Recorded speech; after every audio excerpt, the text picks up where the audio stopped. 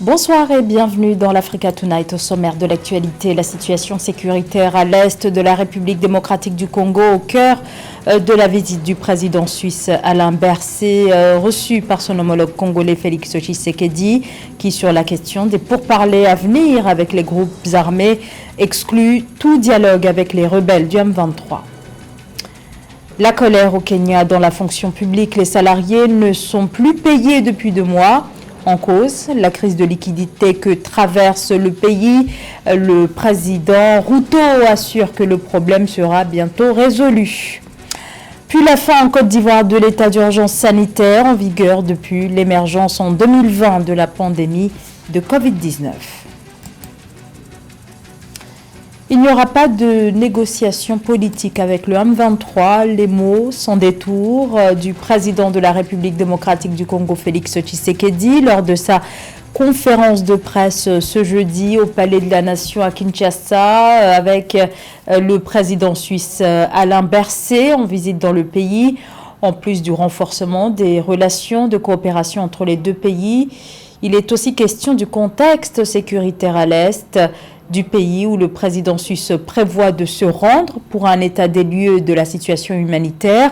La Suisse entend porter auprès du Conseil de sécurité de l'ONU la question de la protection des populations civiles victimes de cette insécurité à l'est de la RDC, sujet qui a donc été largement évoqué par les deux chefs d'État dans leur conférence de presse, avec un positionnement du président Tshisekedi qui n'entend pas discuter avec la rébellion, ce qui exclut leur présence au prochain pourparlers prévu en mai prochain à Nairobi au Kenya entre le gouvernement congolais et les rebelles. Écoutez le président de la République, Félix Tshisekedi. J'aimerais faire une précision et le marteler comme il le faut. Il n'est pas question ici de dialogue politique avec ce groupe. Je le dis et je tiens à le préciser, il n'en sera jamais question. C'est au moyen de ce genre de dialogue qu'ils profitent de la situation pour nous infiltrer des éléments qui plus tard vont créer des revendications fallacieuses et justifier donc leur agression de la République démocratique du Congo. Nous n'allons pas le faire parce que nous avons retenu les leçons du passé d'une part, mais parce qu'aujourd'hui aussi il y a une nouvelle donne. L'Assemblée nationale, le Parlement en général, a pris une position claire et ferme là-dessus.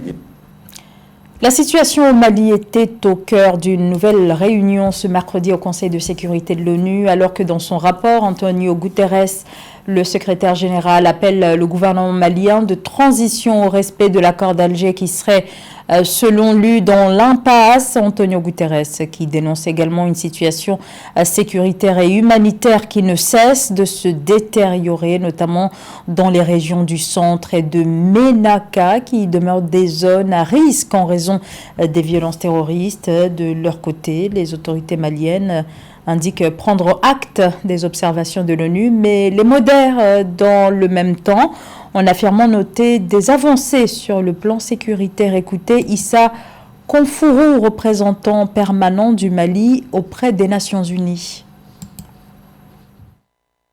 Des récentes propositions de la médiation pour la relance du processus de paix et réitérons notre disponibilité à travailler avec elle pour restaurer la paix et la stabilité dans mon pays. Monsieur le Président, au plan sécuritaire, les forces armées et de sécurité du Mali poursuivent leur offensive contre les organisations terroristes et des résultats très encourageants ont été obtenus. Plusieurs dizaines de terroristes ont été neutralisés, leurs sanctuaires détruits et de grandes quantités de matériel de guerre saisis ou détruits. Le gouvernement s'attelle, dans le cadre d'un processus transparent et inclusif, à la mise en œuvre des réformes politiques, institutionnelles et électorales nécessaires à la refondation de l'État du Mali.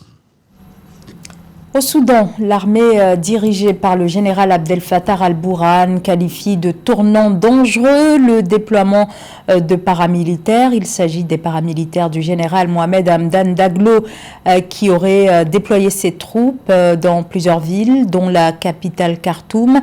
Une prise de position qui illustre le degré de tension et le niveau de rivalité entre les deux hommes aux commandes depuis le coup d'État de 2021.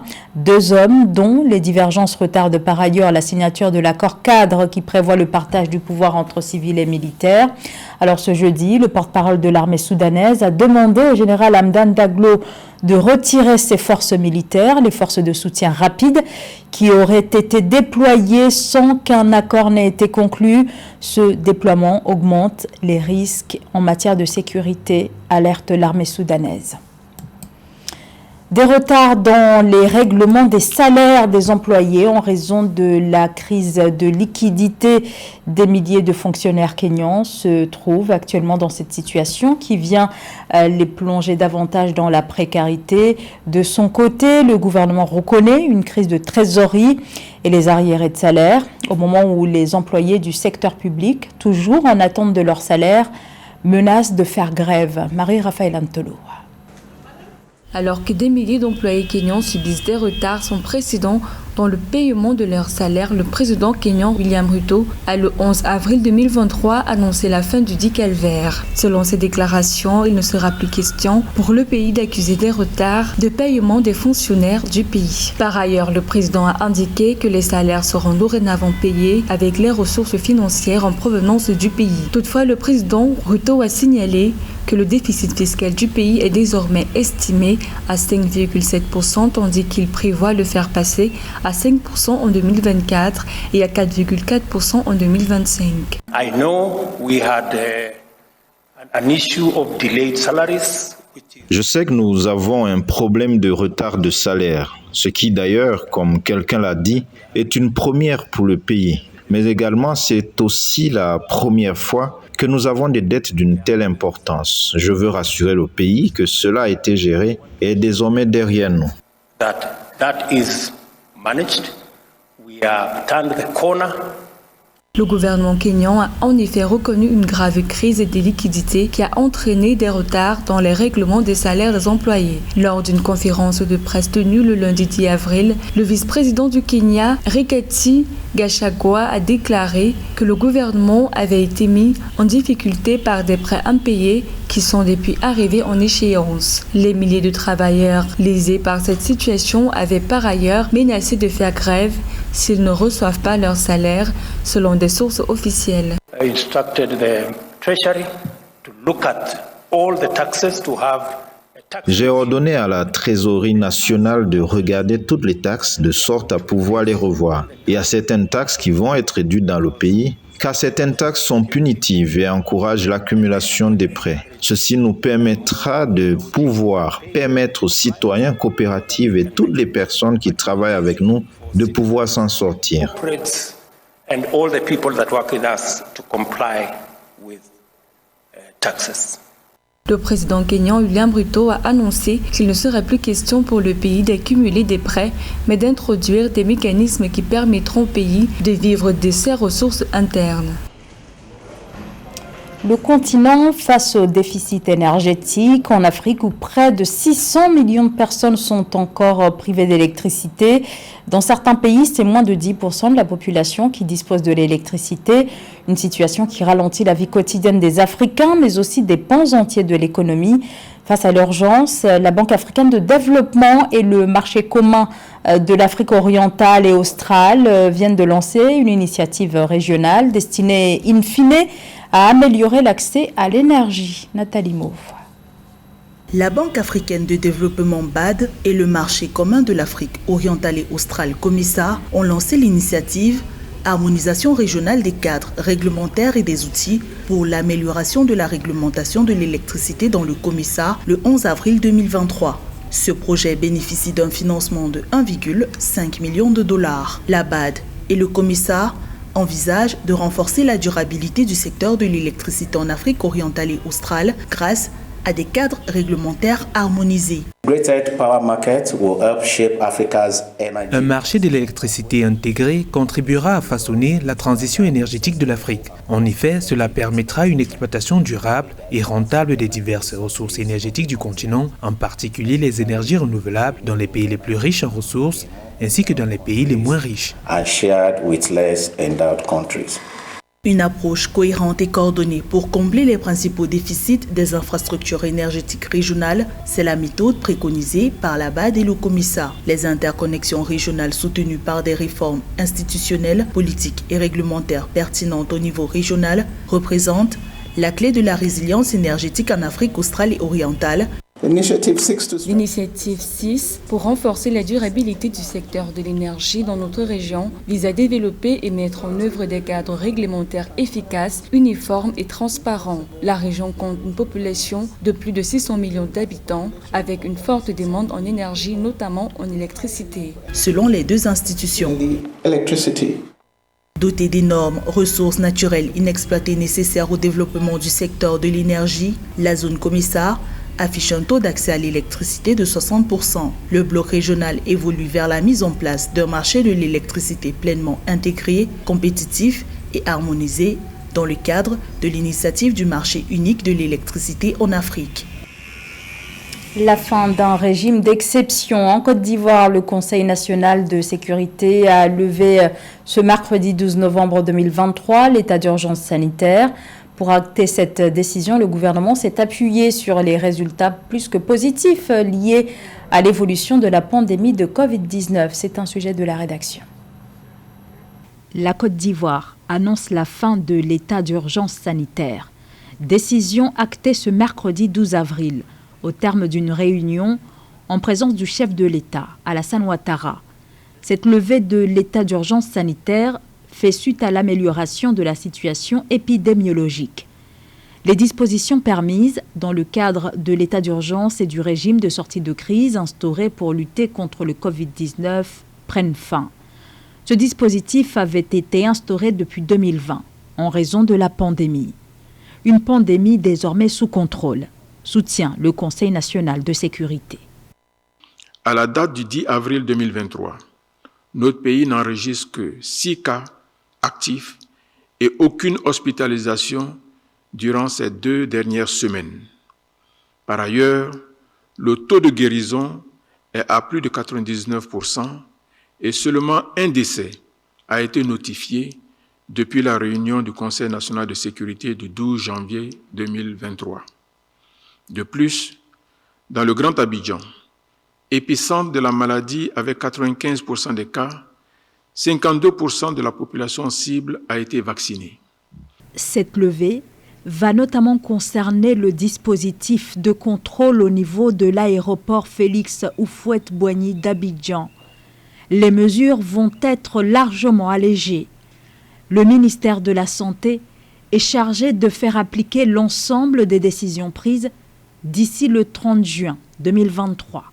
Il a par ailleurs instruit les ministres en charge de la Défense, de la Sécurité et de la Santé à l'effet d'informer et sensibiliser largement les forces de défense et de sécurité, ainsi que le personnel de santé sur les décisions du Conseil national de sécurité. Le président de la République réitère ses félicitations au Premier ministre, chef du gouvernement, au ministre en charge de la Santé et à tous les acteurs engagés dans la lutte contre cette pandémie. La Côte d'Ivoire a connu son premier cas de Covid-19 le 11 mars 2020, au plus fort de la crise. Selon le bilan officiel, le virus a depuis fait 824 morts. Malgré la levée de l'état d'urgence, le service des maladies infectieuses et tropicales de Treichville ainsi que le centre hospitalier universitaire de Bouaké restent en alerte.